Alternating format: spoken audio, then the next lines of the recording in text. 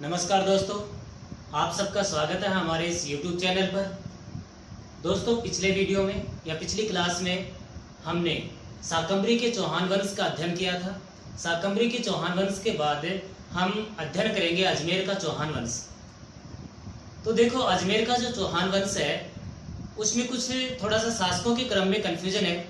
तो शासकों के क्रम के कन्फ्यूजन को पूरा करने के लिए या उस कन्फ्यूजन को समाप्त करने के लिए सबसे पहले हम उन शासकों का वंशक्रम का अध्ययन कर लेते हैं। कौन शासक पहला है, कौन अंतिम है, कौन किसका पुत्र है। तो दोस्तों, देखते हैं हम अजमेर का चौहान वंश। अजमेर का चौहान वंश में पहला शासक है अजयराज, जिसने अजमेर की स्थापना की। इसी अजयराज के पुत्र है अर्णोराज, जिसने अजमेर में आना सागर झील का निर्माण करवाया। अर्णोराज के पुत्र 3 थे। यहां से कंफ्यूजन होता है। अर्णोराज के 3 पुत्र थे। जैसे अजयराज ने 1113 से 1133 तक शासन किया, अर्णोराज ने 1133 से 1153 तक शासन किया है। तो अर्णोराज का सबसे बड़ा पुत्र जगदेव, जो सबसे बड़ा पुत्र जगदेव है, इसने 1153 में अपने ही पिता की हत्या कर दी, अर्णोराज की। इसलिए जगदेव को चौहान वंश में पितृहंता के नाम से जाना जाता है। अर्णोराज की हत्या करके जगदेव शासक बना।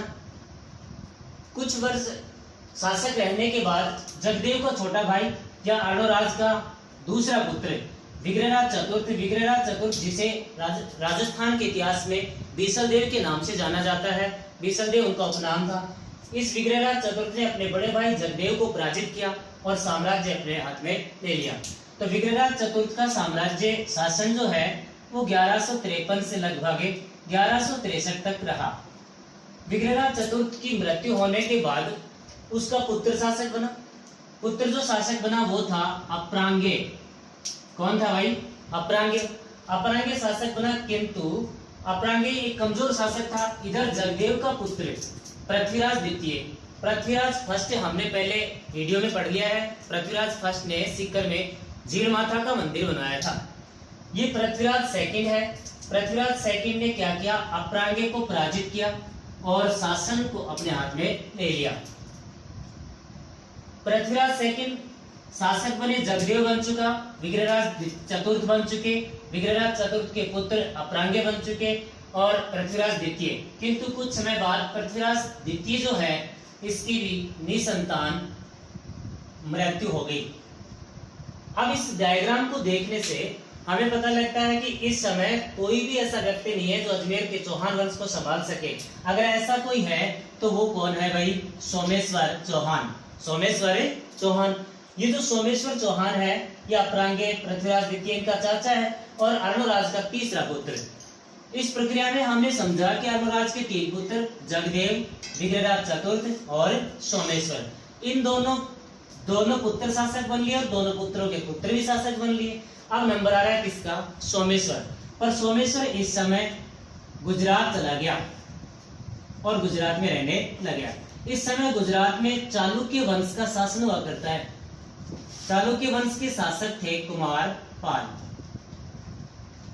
इनकी अधीनता में गुजरात में रहने लगे। अजमेर की जनता ने उनसे मिन्नत की, उन्हें वापस बुलाया। जब अजमेर की जनता ने उनको आमंत्रित किया तो सोमेश्वर चौहान अजमेर आ गए और 1177 में सोमेश्वर चौहान ने 1169 से और 1177 में सत्ता अपने हाथ में ली। सोमेश्वर चौहान के 2 पुत्र थे, एक पृथ्वीराज तृतीय और दूसरे कौन थे? हरिराज।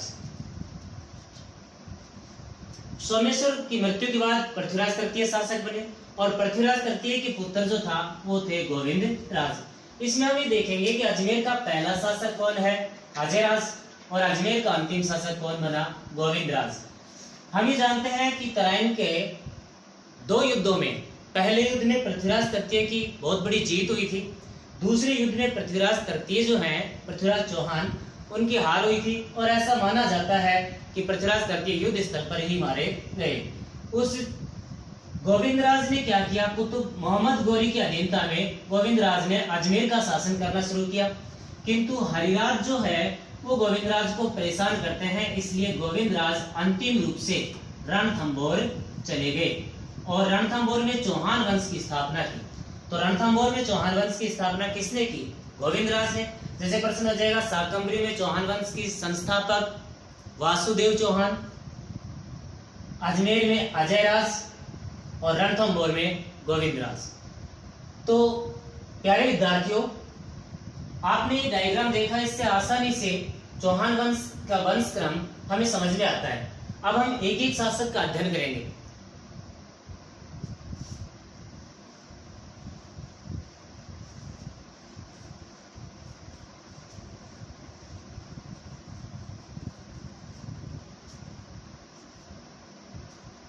हम अध्ययन कर रहे हैं अजयराज का।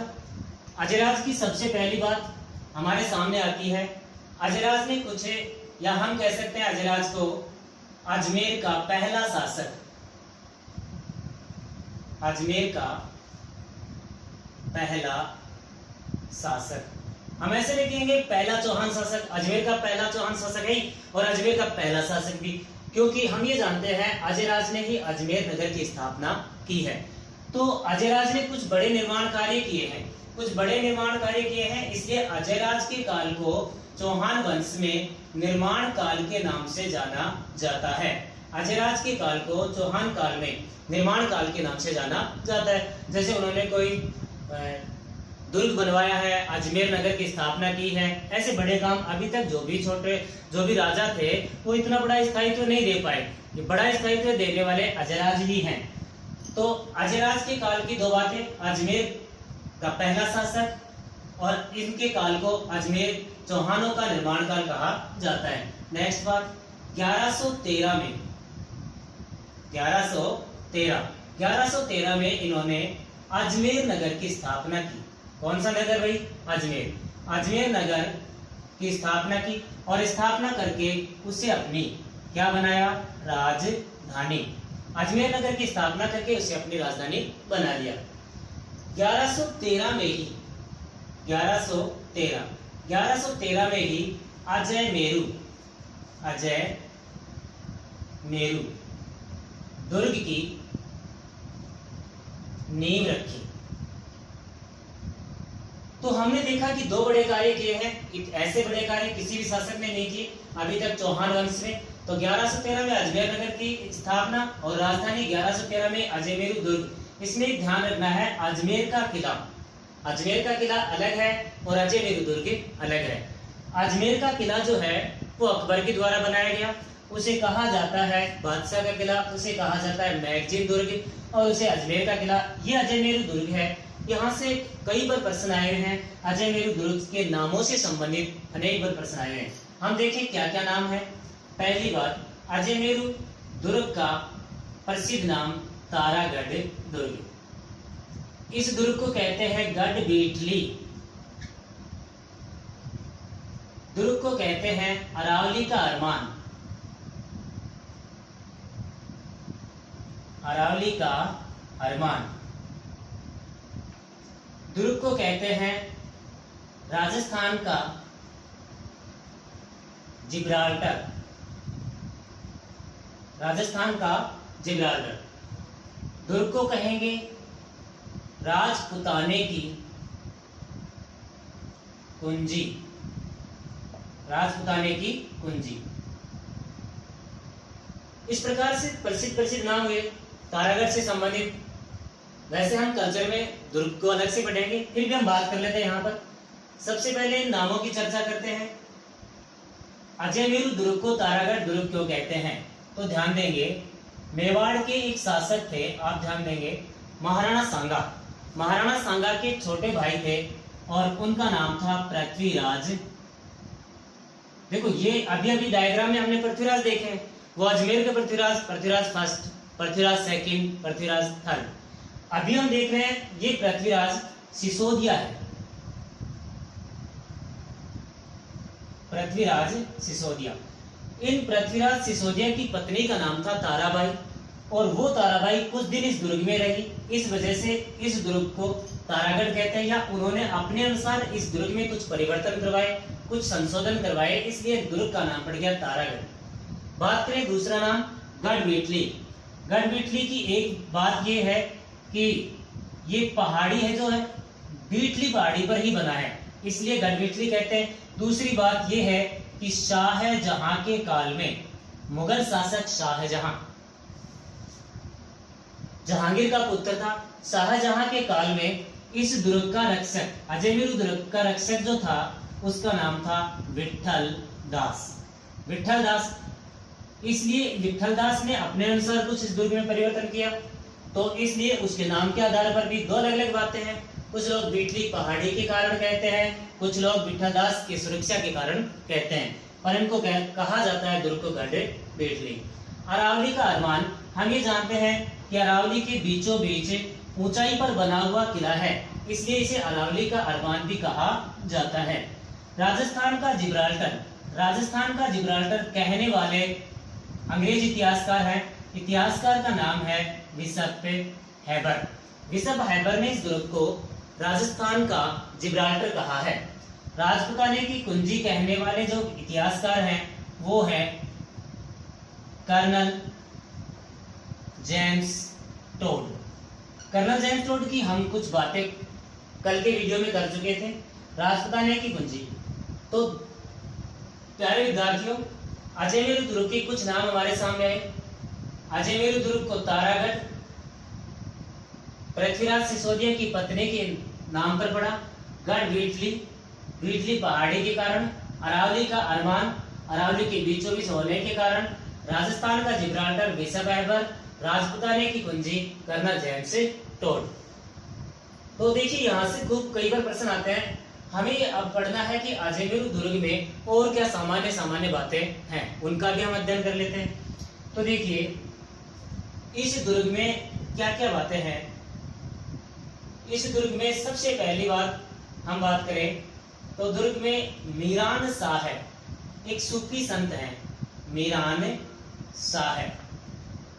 शाह की दरगाह बनी है। क्या बनी है भाई? मीरान शाह की दरगाह। दुर्ग में मीरान शाह की दरगाह के अलावा बना हुआ है घोड़े की मजार, घोड़े का चबूतरा है। ऐसी मान्यता है कि वहां दाल चढ़ाने से बहुत से लोग जाते हैं, दाल डालते हैं, लोगों की मांग पूरी होती है, ऐसी मान्यता है। उसके अलावा दुर्ग में 14 बुर्ज हैं। सैनिकों को सुरक्षा देने के लिए कुछ स्थान बनाए जाते हैं जो बुर्ज कहलाते हैं, और 5 जलाशय हैं। 14 बुर्ज और 5 जलाशय हैं। इस दुर्ग की बात कर रहे हैं तो इसी दुर्ग में राजस्थान में सर्वाधिक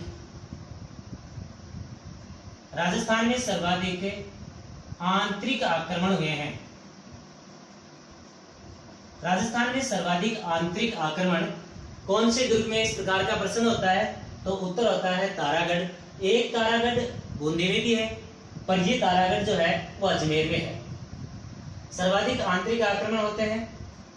इसके अलावा हम बात करें यहीं पर रूठी रानी, इतिहास में रूठी रानी के नाम से प्रसिद्ध उमा देव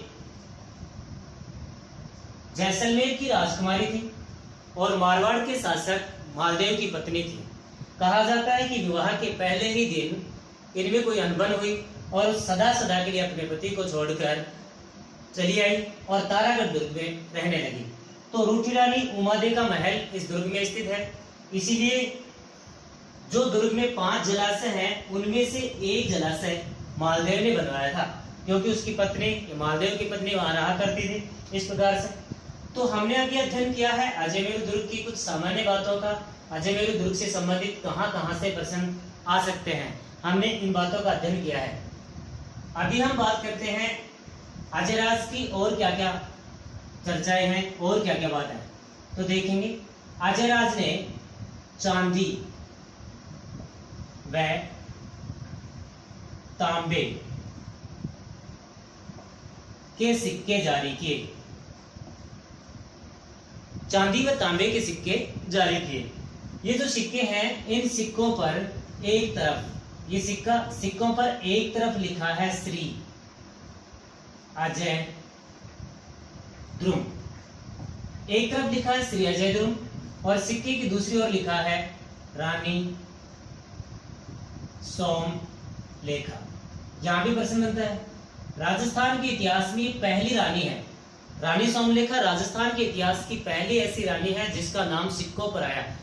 भारत के इतिहास में कुछ रानियों का नाम मिलता है, किंतु राजस्थान के इतिहास में पहली रानी जिसका नाम सिक्कों पर आया, तो रानी सोमलेखा का नाम। इसके अलावा अजयराज ने और क्या किया, इस समय एक वंश चलता है परमार वंश। परमार वंश मालवा, कहां चलता है भाई? मालवा। मालवा पहले कुछ आज के दिन कुछ राज्यों की सीमाओं के अंदर है, पहले क्षेत्रों के नाम इसी प्रकार के हुआ करते थे, जैसे अहिछत्रपुर, जैसे बहुत से ऐसे क्षेत्र, मारवाड़ हुआ, जैसे मेवाड़ हुआ, आज के दिन जैसे जिले बन गए, आज के दिन जैसे राज्य बन गए, राज्य की सीमाओं में चले गए। इस प्रकार से मालवा प्रदेश जो है वो 2-3 राज्यों की सीमाओं में है। मालवा में परमार वंश का शासन हुआ करता था और परमार वंश के शासक जो थे उनका नाम था नरवर्मन। नरवर्मन ने अजयराज के ऊपर आक्रमण किया तो अजयराज ने नरवर्मन को पराजित कर दिया। नरवर्मन को क्या कर दिया भाई? पराजित। नरवर्मन को पराजित करने से चौहानों की छवि जो है वो चमकने लगी, चौहानों का प्रसार पूरे भारत में होने लगा। नरवर्मन को पराजित किया और उसके सेनापति का नाम है सुल्हाना। सुल्हाना को बंधक बना लिया। सुल्हाना को क्या बना लिया भाई? बंधक। इस प्रकार से अजयराज चौहान शासकों को अब तक एक बड़ा शासक जिसने स्थायित्व देने का काम किया है। अभी और पढ़ेंगे हम अजयराज का। इस समय जैन धर्म की 2 शाखाओं में शास्त्रार्थ हुआ करते थे। जैन धर्म की 2 शाखाएं, एक शाखा श्वेतांबर और एक शाखा दिगंबर। इन 2 शाखाओं में शास्त्रार्थ हुआ करते थे, आपस में विचार विमर्श हुआ करते थे। इन दोनों शाखाओं के शास्त्रार्थ की अध्यक्षता अजयराज करता था। इन दोनों शाखाओं में जो शास्त्रार्थ होता है उसकी अध्यक्षता अजयराज करते थे। इस बात से हमें पता है कि इनके दरबार में जैन धर्म, बौद्ध धर्म सबका बराबर का सम्मान है। धार्मिक रूप से ये शासक जो हैं वो सहिष्णु शासक हैं। अजयराज अंतिम समय में 1133 में पुष्कर चले गए। कहां चले गए भाई? पुष्कर। और पुष्कर कहां है? अजमेर में। पुष्कर चले गए और शासन जो है वो अपने पुत्र को सौंपकर चले गए। अब पुत्र का नाम शुरू के डायग्राम में था, ध्यान देंगे तो पता लगेगा। यहां लिखा था हमने अजयराज के बाद में उसका पुत्र लिखा था अर्णोराज। तो पुष्कर में चले गए और शासन अपने पुत्र अर्णोराज को सौंपकर चले गए। इस प्रकार से अजयराज का कालक्रम चौहान वंश के लिए एक बढ़िया कालक्रम था। अब अजयराज के बाद में प्यारे विद्यार्थियों, हम अजयराज के पुत्र अर्णोराज का अध्ययन करते हैं।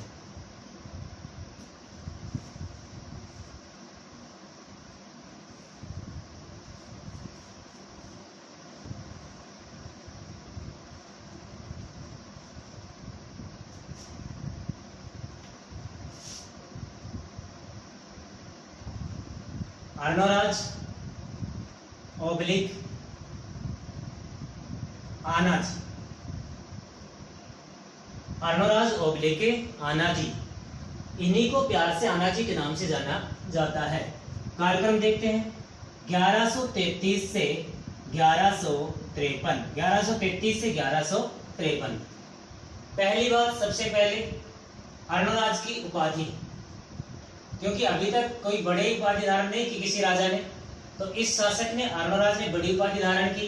पहली उपाधि है महाराजा धीराज। एक बहुत बड़े स्वतंत्र शासक ऐसी उपाधि धारण किया करते हैं, महाराजा धीराज। हम ये भी जानते हैं कि चौहान वंश प्रारंभ में प्रतिहार वंश के अधीन था और शैवतावलंबी तो महाराजा धीराज, दूसरी उपाधि परम भट्टारक। क्या है भाई? परम भट्टारक। दो उपाधि धारण की।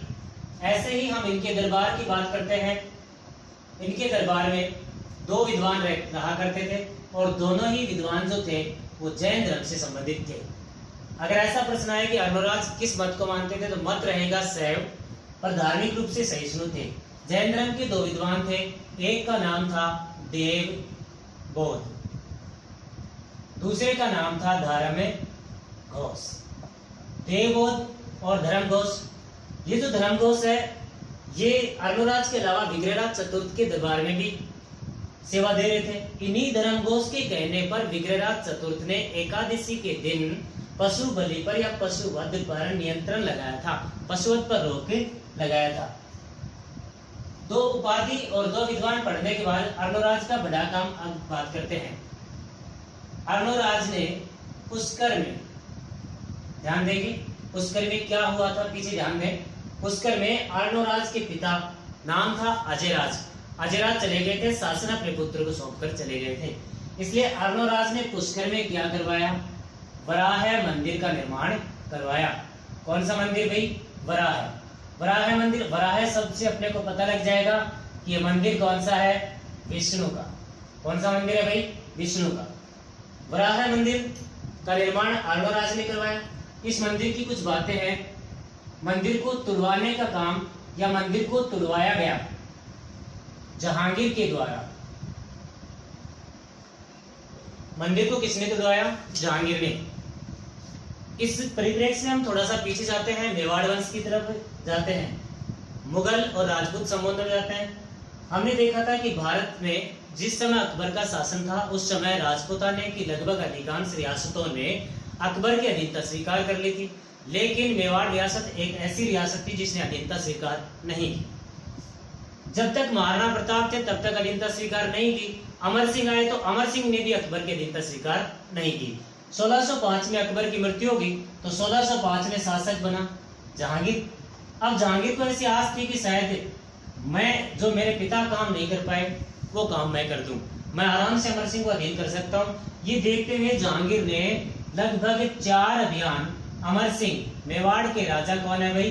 अमर सिंह, महाराणा प्रताप के पुत्र, उनके ऊपर 4 अभियान किए। लेकिन अमर सिंह भी वीर पिता का एक वीर पुत्र था, उसने भी इतनी जल्दी अभियान अधीनता स्वीकार नहीं की।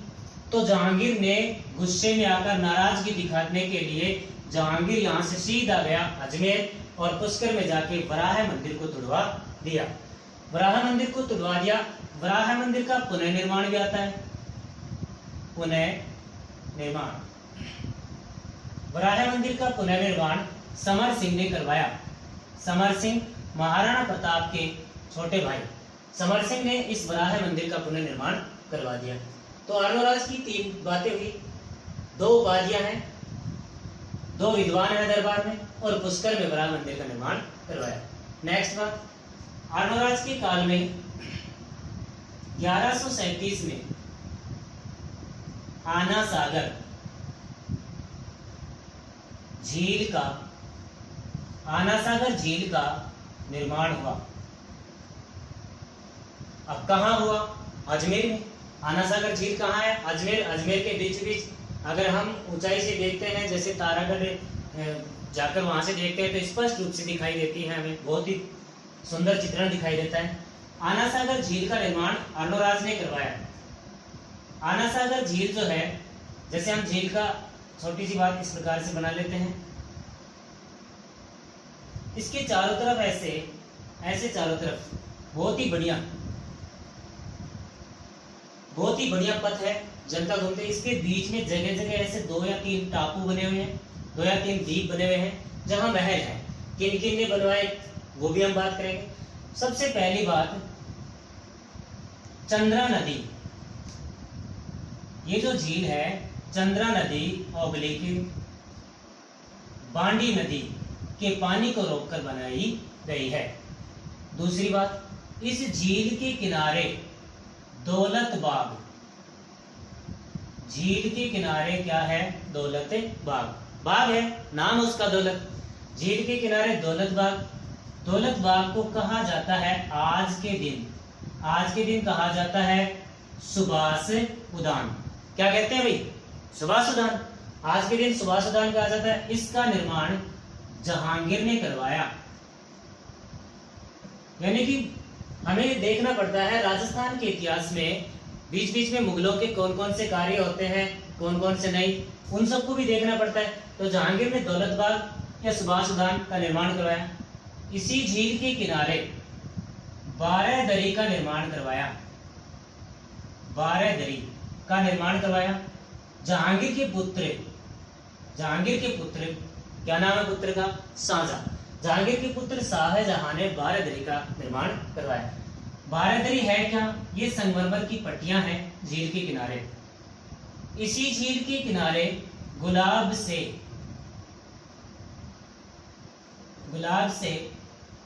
इत्र बनाने की कला विकसित हुई। पहली बार गुलाब से इत्र बनाने का काम इसी झील के किनारे हुआ और गुलाब से इत्र बनाने की कला विकसित की अस्मत बेगम, नूरजहां की मां या जहांगीर की सासू मां अस्मत बेगम, जो इस झील के किनारे रहा करती थी और उसने गुलाब से इत्र बनाने की कला विकसित की। इसी झील के किनारे बना है रूठी रानी का महल। रूठी रानी का महल। अब यहां थोड़ा कंफ्यूजन होगा। रूठी रानी पिछले टॉपिक में भी हम पढ़ रहे थे, अजयराज में भी। वो रूठी रानी है मारवाड़ के राजा मालदेव की पत्नी। ये जो रूठी रानी है ये नूरजहां को नाम दिया गया है। लगभग जहांगीर जो है, जहांगीर के 4 या 5 लगभग 4 रानियां थी। उनमें से नूरजहां का जहांगीर से विवाह होने के बाद, में नूरजहां की माता अस्मत बेगम सत्ता में अनुचित हस्तक्षेप करने लगी। तो जहांगीर ने क्या किया? अस्मत बेगम को अपने साम्राज्य से बाहर कर दिया, तो वो यहाँ के रहने लगी। अब ऐसा माना जाता है कि नूरजहां भी अपने पति यानी कि जहांगीर से रूठकर अपनी माता के पास आ गई। इसलिए यहाँ पर रूठी रानी का महल बना हुआ है। ये नूरजहां का महल है।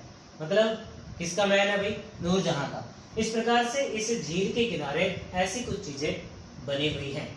तो 1137 में ये जो झील बनवाई गई, इसका क्या कारण है, इसकी भी बात करते हैं। कहा जाता है कि इस समय यहाँ तुर्कों का आक्रमण हुआ अजमेर के ऊपर। अजमेर के केंद्रीय भाग पर तुर्कों का आक्रमण हुआ। तो अर्णोराज ने साहसपूर्वक उन तुर्कों का संहार कर दिया, सबका सर्वनाश कर दिया। तो कहते हैं कि तुर्कों के लहू से पृथ्वी अपवित्र हो गई। उस अपवित्र हुई पृथ्वी को पवित्र करने के लिए अर्णोराज ने आनासागर झील का निर्माण करवा दिया। इस प्रकार की मान्यता है। अर्णोराज के काल में चालुक्य चौहान संघर्ष एक बार फिर उग्र हुआ। चालुक्य चौहान संघर्ष पिछले कुछ क्लास में हमने बात की है, शायद आपको ध्यान हो। चालुक्य चौहान संघर्ष चौहान शासक विक्रमराज द्वितीय के काल में शुरू हुआ था और अभी तक चल रहा है। इस समय चालुक्य राजा जयसिंह सिद्धराज थे। जयसिंह सिद्धराज। अर्णोराज ने जयसिंह सिद्धराज को पराजित किया। जयसिंह सिद्धराज को क्या किया? पराजित। और उसकी बहन कांचन देवी से विवाह किया। उसकी बहन कांचन देवी से विवाह किया। किंतु इस बात का बदला कुछ ही दिनों के बाद में इसी जयसिंह सिद्धराज के पुत्र कुमारपाल ने ले लिया। जब जयसिंह सिद्धराज की मृत्यु हुई तो कुमारपाल शासक बना। कुमारपाल शासक बनते ही कुमारपाल ने अर्णोराज पर आक्रमण किया और अर्णोराज को पराजित किया। समझौता हुआ तो समझौते में कुमारपाल ने वही शर्त रखी कि पहले क्या समझौता हुआ था? पहले ये समझौता अर्णोराज की जीत हुई तो जयसिंह सिद्धराज की बहन कांचन देवी से विवाह अर्णोराज ने कर लिया। तो ऐसा ही समझौता ये करना चाहता है, इसलिए अर्णोराज की पुत्री थी, अर्णोराज की पुत्री जिसका नाम था जिलहन। कुमारपाल ने उस जिलहन से विवाह कर लिया। इस प्रकार से हम अर्णोराज का अध्ययन कर रहे हैं अर्णोराज का शासनक्रम अंतिम रूप से 1153 में, और 1153 में अर्णोराज का बड़ा पुत्र जिसकी हम चर्चा डायग्राम में कर चुके हैं, जिसका नाम था जगदेव। जगदेव ने 1153 में अपने पिता की हत्या की, क्योंकि उसके दिमाग में तो यही बात थी कि भाई पिता का पिता यानी दादा 20 साल शासन किया और पुष्कर चला गया, तो पिता भी 20 साल शासन करे, पुष्कर चला जाए। किंतु ऐसा कुछ नहीं होने के कारण जगदेव को अपने ही पिता की हत्या करनी पड़ी, इसलिए इसे चौहान वंश में पितृहंता के नाम से जाना जाता है। ऐसा भी प्रश्न आता है, अधिकांश वंशों में कोई न कोई पितृहंता मिलते हैं, जैसे मेवाड़ में गोहिल वंश में उदा है, जैसे प्रतिहार वंश में मिहिर भोज है, ऐसे ही मारवाड़ के राठौड़ वंश में मालदेव है। तो अगर पितृहंता है और वो शासक शक्तिशाली है, अगर वो साम्राज्य को संभाल सकता है, तो फिर उसे शासक जनता स्वीकार कर सकती है, पर यह ऐसा नहीं है, इसलिए जनता ने इसको स्वीकार नहीं किया। तो दोस्तों आज हमने दो ही शासक पढ़ रहे हैं, एक अजयराज हमने पढ़ा और एक अर्णोराज हमने पढ़ा। इसके बाद के शासकों को डायग्राम में आप ध्यान देंगे कौन कौन से बच गए, उनको हम कल की क्लास में पढ़ेंगे। इस चैनल पर राजस्थान का संपूर्ण इतिहास पढ़ाया जाएगा। धन्यवाद दोस्तों।